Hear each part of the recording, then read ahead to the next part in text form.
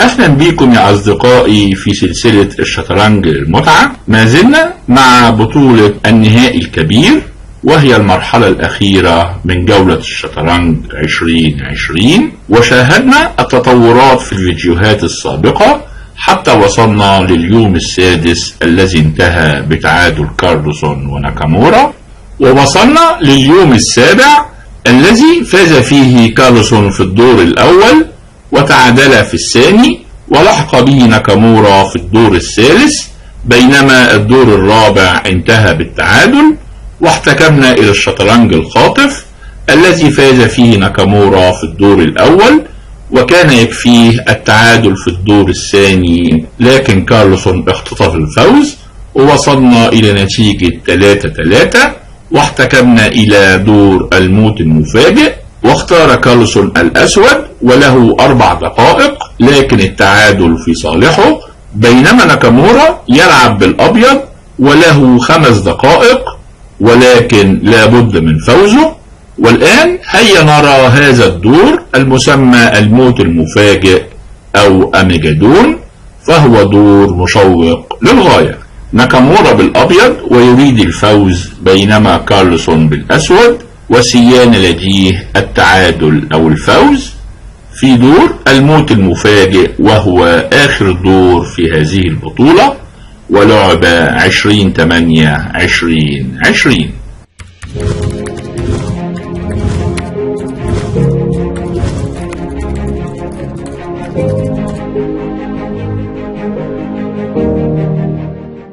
ناكامورا بيلعب بالأبيض لأن كارلسون اختار الأسود، وده من حقه حسب قواعد البطولة، لأنه فاز من قبل بأحد الدورات والتعادل في صالحه.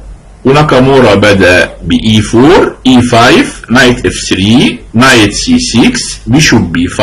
دخلنا في افتتاح الراي لوبز نايت C6 دفاع برلين في الراي لوبز D3 بيشوب C5 بيشوب D6 DC6 نايت D2. الحصان في طريقه للمربع C4 ويكثف الضغط على ال E5، ولذلك كارلسون منعه ببيشوب E6. وناكامورا الذي يريد الفوز بدأ هجوم في جناح الملك ب H3، طالب يلعب G4 وتقديم البيادق، وكارلسون تراجع بالحصان، طالب يلعب ال F6 ويدعم بيدق ال E5 نايت F1. ناكامورا بيريد الهجوم بG4 ويتبعها بنايت G3، والحصان في طريقه للمربع F5 F6 G4، الحصان في طريقه للG3 والF5. وكارلسون لعب في هدوء كوين E7، بيرفض التبييت في جناح الملك لتقدم البيادق ويريد التبييت في جناح الوزير. وناكامورا كمل في خطته بنايت G3 كاسل كوين E2 كينج B8. نقلة الوقائية بيحمي بيدق ال A7، وناكامورا وجه هجومه لجناح الوزير ب A3، طالب يلعب ال B4 والفيل تراجع، والأبيض كمل بيشوب E3. بيكمل التعبئة وطالب يبيت في جناح الوزير أيضا نايت F8، الحصان في طريقه لG6 ثم ال F4. وناكامورا كمل بالتبييت الطويل، وكارلسون كمل في خطته بالنايت G6 نايت H5، بيضغط على G7 وبيراقب المربع F4، وبعد بيشوب E3 تشيك كوين E3. كارلسون لعب C5 بيسيطر تماما على المربع D4، وطالب في الوقت المناسب لعب C4، ولذلك الحصان تراجع للD2 بيمنع C4 B6، بيدعم بيدق C5 رغم انه بيضعف المربعات البيضاء حول الملك، ولكن ما زال لديه في المربعات البيضاء الذي يستطيع سحبه لC8 ثم B7 ويدافع عن هذه المربعات نايت B1. الحصان في طريقه للمربع C3 ثم الD5 او ربما الB5 او الA4 نايت H4، بيهدد بالG5 ثم يعود الحصان للمربع G6 ومنه للF4. وناكامورا لعب روك G1 G5 بيسيطر على المربع F4 وناكامورا ايضا كمل في خطته بنايت سي 3، نايت جي 6، كينج بي 1، نايت اف 4. الحصان وصل للمربع اف 4 والابيض اخده، وكارلسون اخد ببيدق الجي. طالب الوزير والوزير تراجع، وكارلسون بدأ هجوم في جناح الملك ب اتش 5. طالب يكسر على المربع جي 5 والبيدق ضعيف، ولذلك ناكامورا لعب اف 3، اتش جي 4، اتش جي 4، روك اتش 3. كارلسون اخترق في جناح الملك وبيضغط على البيدق اف 3 وبيتهيأ لإزواج الرخين على العمود اتش، وناكامورا دافع بروك جي 2. طالب يلعب الروك جي 1 ويزوج الرخين، وبعد روك اتش 8، روك جي 1، روك اتش 1. كارلسون لا يريد غير التعادل، وبذلك من مصلحته تكسير القطع، وهنا ناكامورا لعب نقلة سيئة بي 3، والنقلة دي أضعفت موقع الملك المبيت، وكارلسون انتهز الفرصة بنقلة رائعة. يا ترى ايه هي؟ كارلسون لعب فورا سي 4، طالب تكسير البيادق اللي حول الملك، وكذلك طالب البيدق اي 3 اللي من الصعب على الابيض حمايته، ولذلك كمل دي سي 4، كوين اي 3. الوزير وصل بجوار الملك، وناكامورا قام بهجوم مضاد بجي 5، اف جي 5، روك جي 5. وهنا كارلسون كمل في هجومه ب اي 5. طالب يلعب في الوقت المناسب A4 ويدمر البيادق حول الملك. لاحظ ان الابيض لديه اضعاف في العمود سي فلديه بيدق مزدوج. لاحظ ان الرخ لا يستطيع اخذ البيدق لان رخ الجي 1 معلق امام الملك، ولذلك لعب كوين دي 3، كينج بي 7.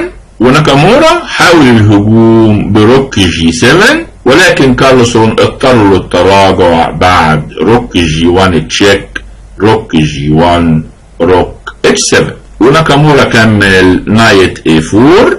طالب يلعب السي 6 ويحاول يهاجم الملك، ولكن كارلسون دافع بكوين دي 6. طالب تكسير الوزيرين والدخول في نهاية دور متعادلة، بل ربما الاسود افضل لان لديه بدائين متقدمين، بينما الابيض بيعاني من بيدق مزدوج، ولذلك ناكامورا لم يرحب بالتكسير وكمل كوين سي 3. طالب يلعب الروك جي 5 ويضغط على بيدق الاي 5، وكارلسون لعب نقلة خبيثة بيشوب دي 6.